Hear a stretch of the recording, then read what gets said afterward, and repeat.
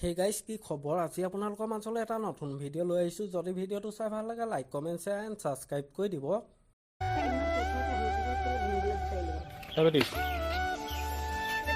বেটি কি কৰিলে মই তোক কম দেই পিছত দেই দেই দেই ঘিং কৰিবি ডাঙৰ হ'লে যেতিয়া গম পাবি ন ঘিং কৰিবি তই যা দেই ডাঙৰ হ'লে আহিবি দেই হয়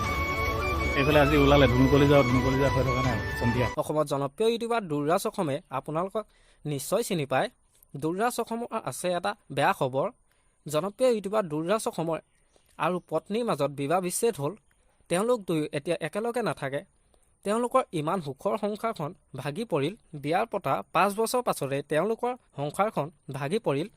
কাৰ বাবে তেওঁলোকৰ সংসাৰখন ভাগিল সেই কথা বৰ্তমানলৈকে ৰহস্য হৈ আছে আমাৰ আজি ভিডিঅ'টো ইমানে আছিল যদি ভিডিঅ'টো চাই ভাল লাগিলে যিমান পাৰে শ্বেয়াৰ কৰি দিব আৰু নতুনকৈ চেনেলটো কোনোবা আহিছে যদি ছাবস্ক্ৰাইব কৰি ল'ব আজিলৈ বাই বাই